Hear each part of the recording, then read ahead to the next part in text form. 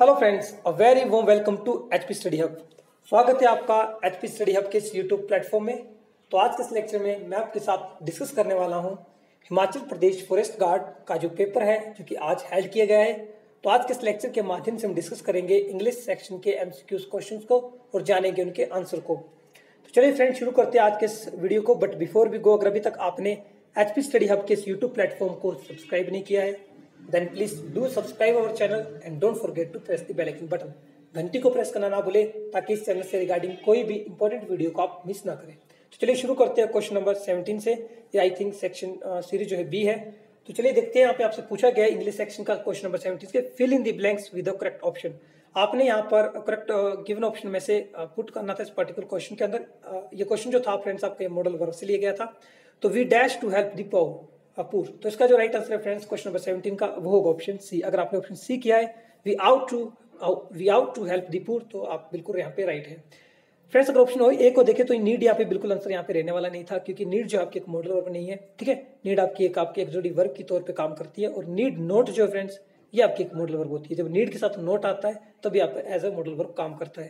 वही बात करूँ डेयर की, तो डेयर एक मॉडल है लेकिन यहाँ पे इस्तेमाल नहीं होनी थी, क्योंकि डेयर का जब कर्ज के लिए फ्रेंड्स, जब आप किसी कर्ज की बात करते हो, साहस की बात करते हो, है ना, तब उस सेंस में ब्रेवरी की बात करते हो, उस सेंस में आप डेयर का इस्तेमाल करते हैं। अगेन शेल का भी आप एक फ्यूचर टेंस के तौर पर इस मॉडल वर्ब का यूज किया जाता है। बट इसका जो राइट आंसर होगा फ्रेंड्स आउट टू। ठीक है, यहाँ पर आउट टू का जो इस्तेमाल करते हैं स्पेशली मोरल एप्लीकेशन को बताने के लिए करते हैं, तो इसका राइट आंसर ऑप्शन सी रहेगा।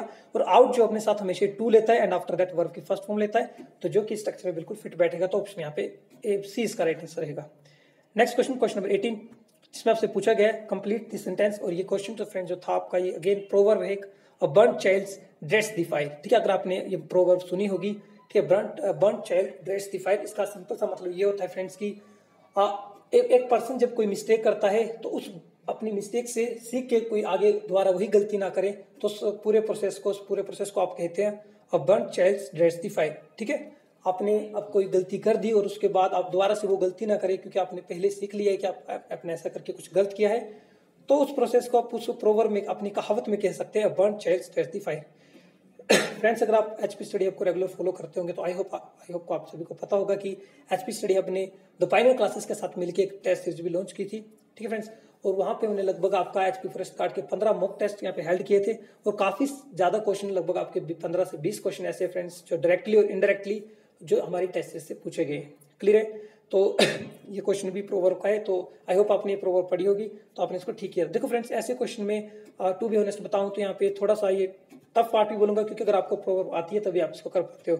इसके देखो सारे आप फिट करेंगे आपको तो सभी ठीक लगेंगे। क्लियर है? और ये प्रोवर्ब है, जैसी कहावत है, आप उसको एज इट इज वैसी बोलनी पड़ती है, तो इसको मैं थोड़ा सा आपको मॉडरेट में डालूंगा इस क्वेश्चन को। ठीक है, next question, question number 19, change the narration, she said to me the earth is round. तो फ्रेंड्स इस क्वेश्चन में पूछा गया है, ठीक है, आपने यहाँ पर नरेशन बतानी थी, यानी कि रिपोर्टेड स्पीच का क्वेश्चन है, डायरेक्ट और इनडायरेक्ट का।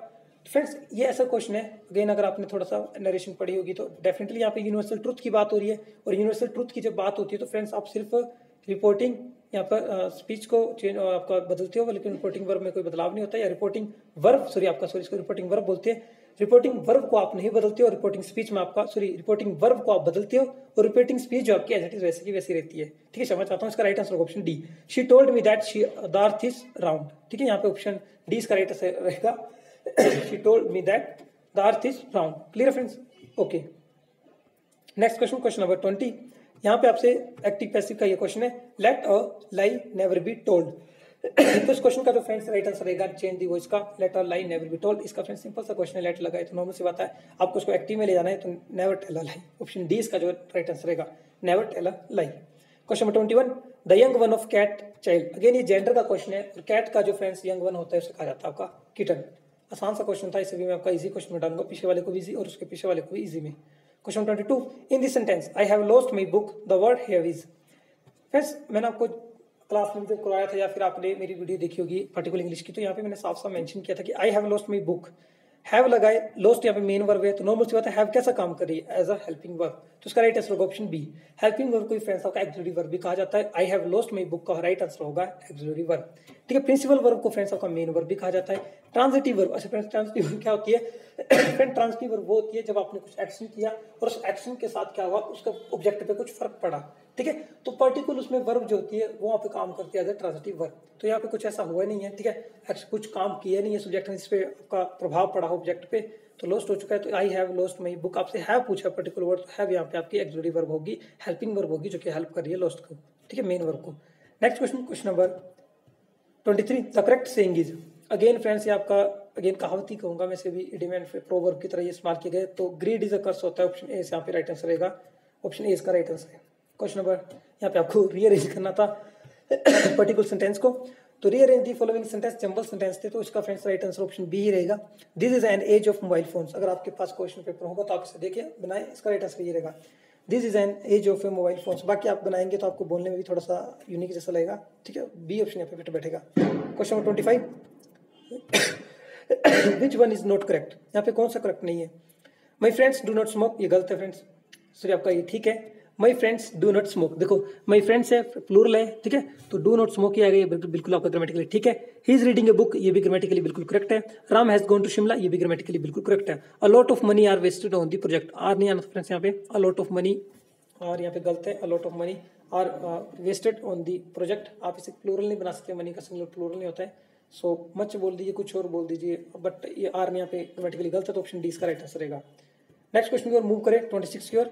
यहाँ पे आपसे पूछा गया है what is the comparative degree of busy, busy की कंपैरेटिव डिग्री फ्रेंड्स आपकी बिजियर होती है, ठीक है, बीजी, बिजियर एंड बीजीएस, ठीक है, तो बीजीएस यहाँ पे सुपरलेटिव डिग्री है, और अगेन ये मोस्ट और मोर बिजी नहीं आना था, यहाँ पे बिजियर ही आना था, ठीक है।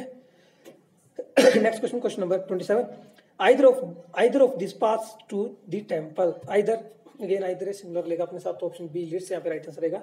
Either of this pass leads to the temple, यहाँ पे ऑप्शन बी का राइट आंसर रहेगा। लीडिंग नहीं आएगा, हैव लीड भी यहाँ पे ग्रामेटिकली गलत होगा, और लीड भी यहाँ पे गलत होगा, लीड से करना पड़ेगा आपको, ठीक है।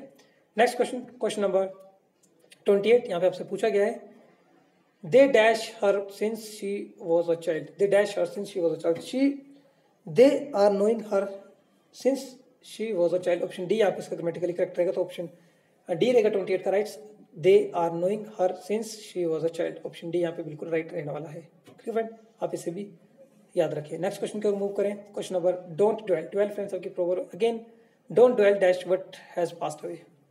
फ्रेंड्स देखिए ये आपकी, अगर आप थोड़ा सा अगर हॉलीवुड मूवी देखते होंगे तो आपने, आई होप अमेरिकन एंथम है ये आपकी एक, तो don't dwell on what have passed away, आप सुने होंगे, तो आपने म्यूजिक भी एक सॉन्ग एंथम है, स्पेशली मैंने एंथम इसको सुना था, तो ऑप्शन ए इसका राइट आंसर रहेगा, don't dwell on what have passed away. American anthem, Britain के एंथम जैसे याद रखें, यहाँ पे ड्वेल ऑन आता है, ठीक है। नेक्स्ट क्वेश्चन, क्वेश्चन नंबर 30, इसमें आपसे पूछा गया कलेक्टिव बताना था अपने नाउन क्या बोलते हैं ऑल्स को, तो फ्रेंड्स उसे कहा जाता है आपका पार्लियामेंट, ऑप्शन यहाँ पे डी राइट आंसर रहेगा, the collective noun of owl is parliament, option D यहाँ पे इसका राइट आंसर रहेगा। नेक्स्ट क्वेश्चन की मूव करें, क्वेश्चन नंबर 31 और इंग्लिश सेक्शन का last question, walk fast lest you dash miss the train.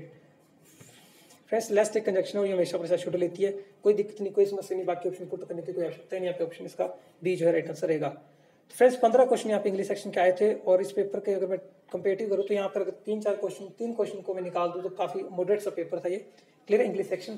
तो 15 में से अगर आप स्कोर करते हो 12 प्लस 12 13 या 12 10 12 के बीच में, तो it was a good score, अच्छा स्कोर है, ठीक है। तो आप कहीं ना कहीं फाइट में हो, स्पेशली इंग्लिश सेक्शन में, क्योंकि पेपर इसका मैं इसको ईजी बोलूंगा, 10 क्वेश्चन काफी ईजी थे, 5 क्वेश्चन मॉडरेट में डाल सकते हैं ना, तो इजी से मॉडरेट ये पेपर था इंग्लिश वाला सेक्शन, ठीक है। तो मेरी कट ऑफ ये है कि 15 में से अगर आप इंग्लिश में 10 से 12 के बीच में मार्क्स ला रहे हो तो यू आर इन फाइट, है आप फाइट के अंदर हो, आपका डॉक्यूमेंट के लिए कॉल आ सकती है, क्लियर है इस सेक्शन को लेके। बाकी सेक्शन में आप क्या करते हो ओवरऑल भी मैटर करेगा, लेकिन इंग्लिश सेक्शन की मैं बात कर रहा हूँ। फ्रेंड्स अगर आपने द फाइनल क्लासेस की, अगर एमसीक्यू जो हमने फाइनल टेस्ट सीरीज चलाई थी एचपी फॉरेस्ट गार्ड की, अगर आपने वहाँ से मॉक टेस्ट दिए होंगे तो डेफिनेटली वो बहुत ही हेल्पफुल आपको रहेगी और रही होगी, कि काफ़ी सारे क्वेश्चन यहाँ पे डायरेक्टली इनडायरेक्टली वहाँ से पूछे गए थे, और आई होप आपका पेपर भी काफ़ी अच्छा गया हो। आप कमेंट करके बताएं आपका इंग्लिश सेक्शन में क्या स्कोर रहा है। अगर आपको किसी भी क्वेश्चन को लेकर डाउट है देन प्लीज कमेंट करें, ठीक है। हमसे भी गलती हो सकती है, ऐसा कुछ नहीं है, क्लियर है। हमसे कोई गलती हो तो डेफिनेटली कमेंट में जरूर बताएं। तब तक के लिए फ्रेंड्स अपना ख्याल रखें, सेफ रहे, मिलते हैं नेक्स्ट लेक्चर में, धन्यवाद।